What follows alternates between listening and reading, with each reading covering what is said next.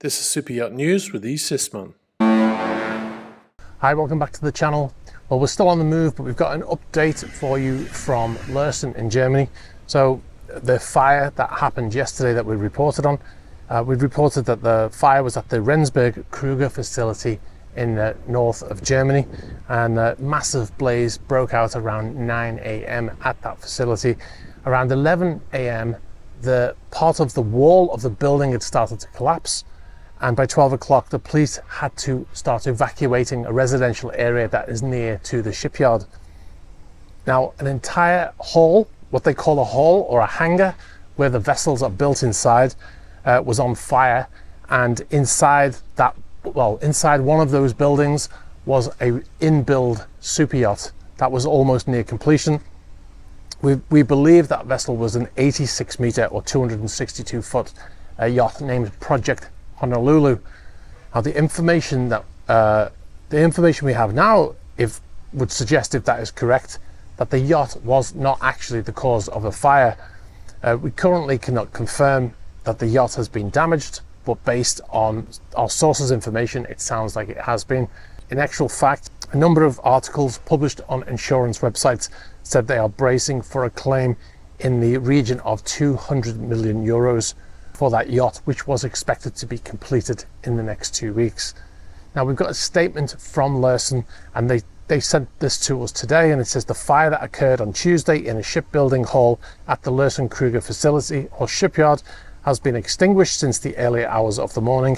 We will now begin the cleanup work step by step in coordination with the responsible authorities. Shipyard operations have been suspended for today, and we will gradually restore them in designated areas of the shipyard site from tomorrow.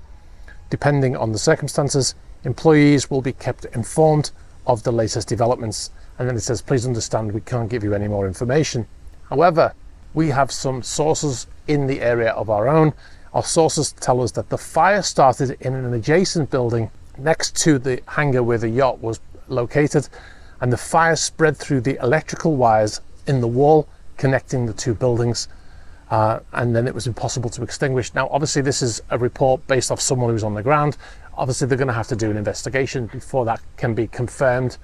Now, if that was true, then it reinforces the fact that the yacht was not the cause of the fire. A lot of comments in the comment section of the previous video saying things like, are these yachts just tinderboxes or what, or why didn't the fire suppression systems on board the yacht work? Well, if the thing is still on the production line, then all of those systems wouldn't be active. There'll be no crew on board. It's basically, it's like a car on a production line. There's nobody in it. There's no airbags going to be deployed if anything falls on it, right? So it's that kind of situation. So the statement, like I said, from Lurssen says that the fire was extinguished in the early hours of the morning, which means that it was burning for almost 24 hours. So that was some blaze. And that was with 100 firefighters approximately on scene. So yeah, a huge, huge fire. Stay tuned for further updates as soon as we have them. All right, we'll move on to our next story. Yacht Amadea has arrived back in San Diego after her refit period in Everett on the west coast of the US. She went up there on the 20th of June and arrived back in San Diego on the 2nd of July. We've got some great footage here. We're shown from Dan King. He's the chap I mentioned in the previous video where I couldn't get his name because I didn't have access to my computer. So Dan, thanks very much for sending in this footage. The 106 meter or 350 foot super yacht was seized by the US government in Fiji in 2022, and the vessel was sailed across to San Diego, where it awaits a court verdict in the US courts for a forfeiture case in the US courts. And if the US government is successful, that they will own that boat outright, and then their intention is to sell it and give the money to Ukraine. That was the original plan, was to give the money to Ukraine for the war efforts. It's being contested by the alleged owner, Edward Kutenitov, but the US government believe it is in fact owned by Suleiman Karimov. Now, we just got one other note before we go. Yacht Anna, the 110 meter or 360 foot super yacht, which was built for Dmitry Robolev and delivered by Fedship in 2018, has been quietly sold in the last few weeks. It's quite surprising sale of this vessel and it comes as Russians are being sanctioned, and a lot of restrictions on where they can go. But Dmitry Robolev was not sanctioned. He never had any sanctions in the 2 years since the start of the war, so that's why it's kind of surprising. He had a previous vessel also named Anna, which was a 69 meter or 226 foot yacht that was built in 2007, also built by Fedship, and he sold that vessel about probably 12 months after his new yacht was delivered. That's now called Firebird, that yacht. Now we can see on the IMO database that the yacht has recently changed hands. The date on there is the 20th of June 2024, so it's very recent. We also understand that the new owner is Chinese, but we have no names so far. Now, there's no word on whether Robolev has bought another yacht. I find it strange. That was built to order. He sold his previous yacht when that one was delivered. He waited 5 or so years for that yacht to be delivered. It seems odd that he sold it. He spent a lot of time on his yachts. The island of Scorpios also he has a 99-year lease on the island of Scorpios. Anyone from Greece will know that used to belong to Aristotle Onassis, who used to own Christina O, and he built his own pier on the island so he could dock his 100-meter yacht there. This is back in the day, in the 60s.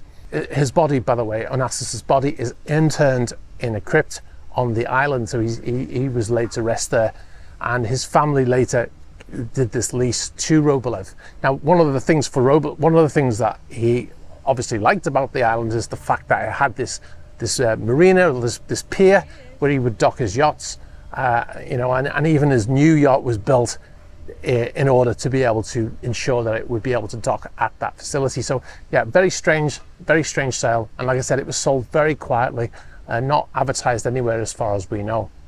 If you've got any information about the sale of that yacht, please get in touch. Our sources who gave us that information are proved very reliable in the past. So, oh, by the way, one other thing, be sure to check out our latest feature video that was released on Sunday.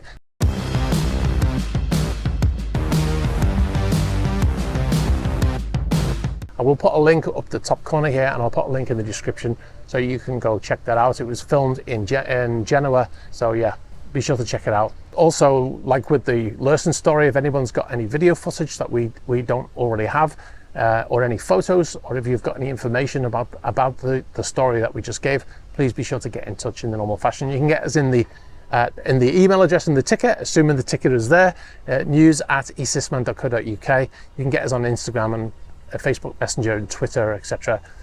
So thanks for watching, guys. Please be sure to like the video and share it with other people who you think might be interested, and stay tuned for updates. All right, guys, thanks for watching. Bye bye.